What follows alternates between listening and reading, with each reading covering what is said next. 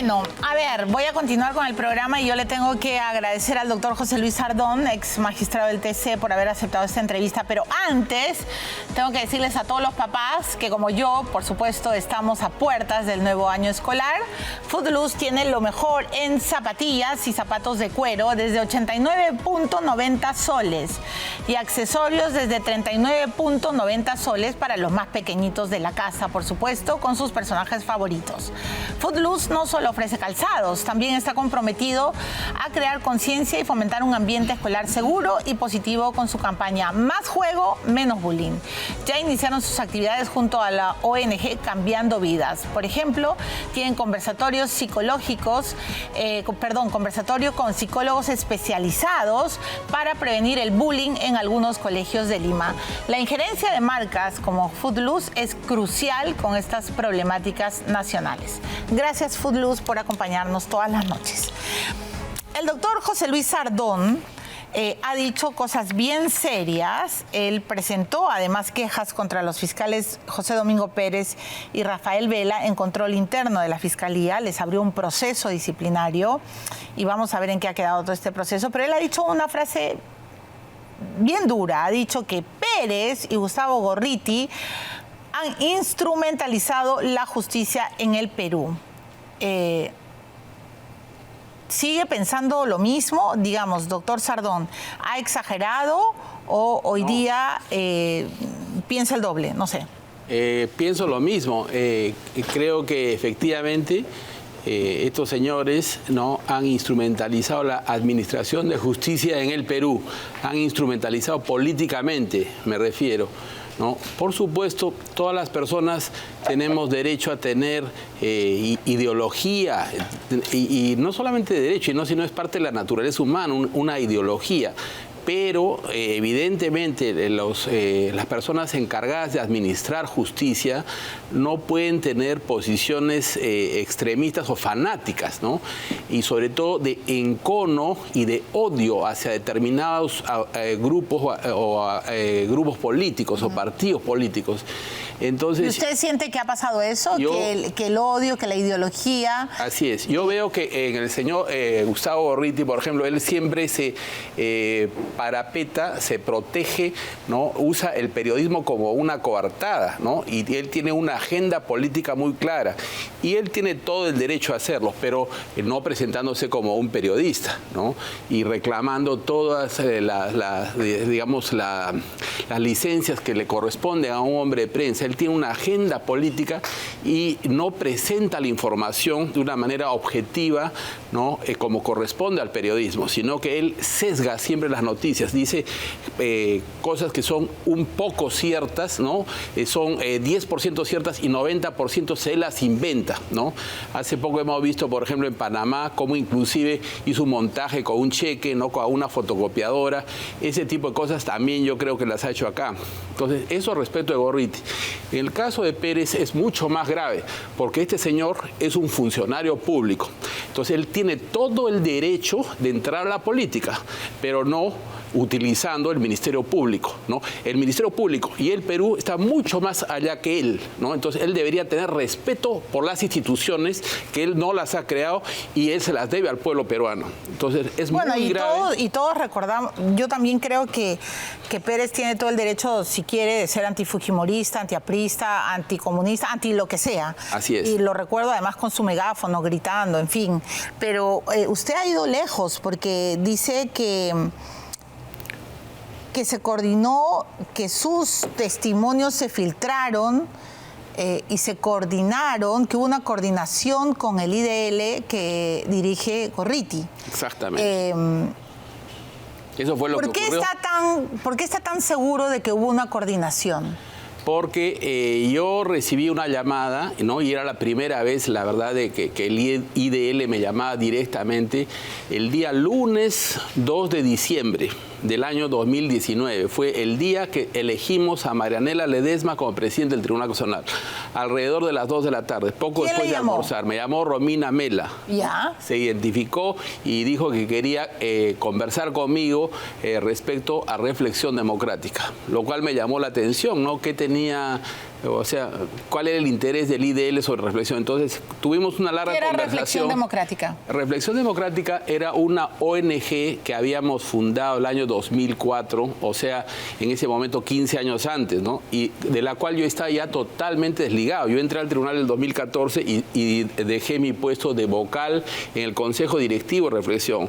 En Reflexión Democrática, el Consejo Directivo éramos el ingeniero Roque Benavides, Javier Tantaleán, que en paz descanse, Fernando Villarán, ¿ya? Milagros Campos y yo. Era un grupo variado, de diferentes ideas, pero que teníamos la preocupación común del tema del Congreso, el funcionamiento del Congreso. Y cuando usted es miembro del TC, usted ya estaba separado de Reflexión Democrática. Así es, cuando yo entré al TC dejé todas mis ocupaciones, ¿no? Solo me quedé como profesor a tiempo parcial en un par de universidades. Ya, y esta llamada, en el contexto que nos está narrando, ocurre cuando se elige a Marielena Ledesma. Marianela Ledesma. Ya, ¿y sí. cuál era el problema de la elección?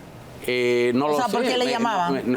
No sé, probablemente les había disgustado la elección de Marianela Ledesma, eso es lo que yo interpreto, pero no me consta.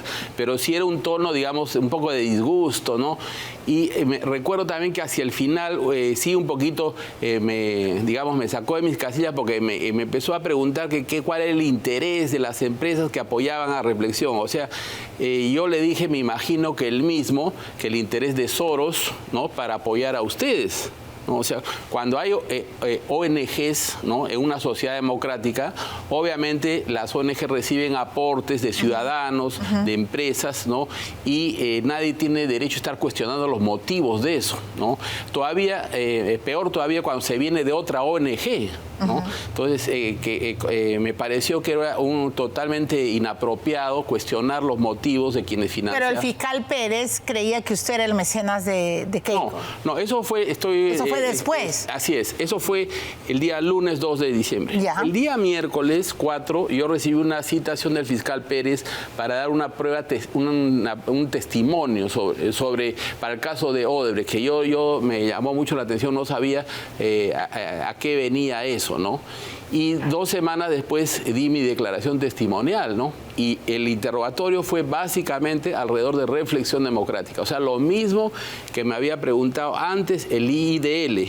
Y dicho sea de paso, el IDL no había publicado la entrevista que había hecho conmigo. No la había publicado, ¿no? O sea, simplemente lo llamaron y me llamaron, así es, me tomaron esta declaración larga, esta conversación que debe haber sido cerca de una... ¿Usted cree que Romina Mela le contó todo lo que usted le contestó a Totalmente, José Domingo Pérez? Bueno, totalmente, porque yo acabé la declaración, ¿no?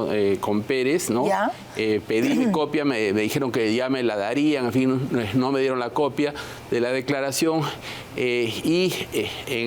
pocas horas después vi que un artículo había publicado Gorriti en la página web de esto, diciendo Sardón en contradicción. O sea, muy parecido a lo que he visto en el caso de Panamá, Sosa versus Sosa le publicó. O sea, este fulano se dedica a desprestigiar a la gente que tiene un cargo público, que no se alinea con los odios que él tiene, ¿no? Entonces, eso es intolerable, me parece a mí.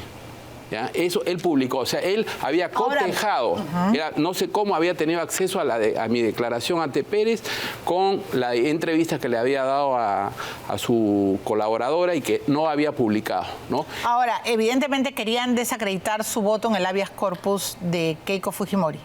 Yo supongo, ¿no? Yo supongo, y revisando mis papeles también he encontrado que el año 2018, ya, al resolver un habeas corpus de Fujimori, ¿no? La mayoría de mis colegas, era un habeas corpus que se refería a la condena a Fujimori por 25 años por secuestro agravado a Gorriti y a Dyer, ¿no? Y adicionalmente también el habeas corpus cuestionaba esta teoría de la autoría mediata. Entonces, al resolver ese habeas corpus en mayo del 2018, ¿ya? 5 colegas míos, ¿ya? decidieron declararlo improcedente. ¿Por qué? Porque dijeron el habeas corpus apuntaba finalmente a la libertad de Fujimori y Fujimori ya está libre. O sea, en ese momento estaba libre, se había ejecutado el indulto de PPK. Con lo cual, dicho sea de paso, el TC estaba validando el indulto de PPK. El indulto de PPK no fue validado solo el 2022, ya había sido validado el 2018. ¿Por ustedes? Por la mayoría, por los 5. Porque eso fue el voto de mayoría. Pero hubo un voto de Marianela Ledesma declarando infundado el habeas corpus y hubo otro voto mío que declaré fundado el habeas corpus. O sea, fui más allá. ¿Y por qué lo hice, la verdad? Porque cuando yo estudié el expediente, ¿no? En el caso de esto de los secuestros agravados, encontré varias cosas, ¿no? Por ejemplo, el fiscal Pablo Sánchez, que había actuado de la primera a la segunda instancia que se habían hecho dentro de la propia Corte Suprema, él mismo había dicho que no había sido agravado, que había sido un secuestro simple. Ya, él mismo había cuestionado. ¿El mismo Pablo Sánchez lo dijo sobre el secuestro de Dyer y de Gorriti? Así es, él dijo eso, ¿no? Y después, no solo eso, sino que más importante todavía, yo vi que cuando se había detenido a Gorriti, la madrugada del día lunes 6 de abril del año 1992, Lima estaba en estado de emergencia. Y no era la primera vez, era la tercera vez consecutiva. O sea, habían habido 3 decretos supremos que declaraban Lima en emergencia por 6 meses. 6 meses, luego otra vez. Entonces, cuando estamos en estado de emergencia, justamente lo grave del estado de emergencia es que uno puede ser detenido sin orden judicial, con el límite de 24 horas, que en el caso de Gorriti se cumplió. O sea, sinceramente yo en mi voto singular dije que no solamente no había sido grave el secuestro, sino que probablemente no había sido secuestro. Algo así fue mi oración, ¿no? ¿Se cree que...? Pero entonces, a ver, perdóneme, doctor Sardón, pero a Gorriti lo secuestraron, lo detuvieron. Lo detuvieron, sí. Eso sí, pero una cosa... Pero le impidieron el libre tránsito, o sea, bueno, no pudo salir. Había estado de emergencia, pues. En estado de emergencia, justamente... Pero ya cuenta de que lo detienen. En el estado de emergencia se cuenta de que detienen a un periodista. Bueno, así es el estado de emergencia. En el estado de emergencia, uno puede ser detenido sin estar cometiendo delito flagrante ni haber orden judicial para la detención. Esa es la característica del estado de emergencia. ¿Ya? Entonces, esas reglas se cumplieron. Pero en este caso era un periodista y el otro señor era un empresario. O sea, digamos... Yo creo que eso le otorga incluso gravedad. Pero más allá de su voto y de su análisis, he escuchado, por ejemplo, hoy día a la fiscal Barreto preguntarse, ¿no?, finalmente cuál es el ilícito de Gorriti. He escuchado a otros, hoy día o ayer a Ugaz, ¿no?, también preguntarse. ¿Usted, como abogado, cree que Gustavo Gorriti debe ser investigado o, como él mismo se lo ha dicho a su amiga Rosa Palacios, básicamente era el trato con una fuente? ¿Y cuál es el problema? Tras la pausa, por favor, su reflexión. Regresamos de inmediato.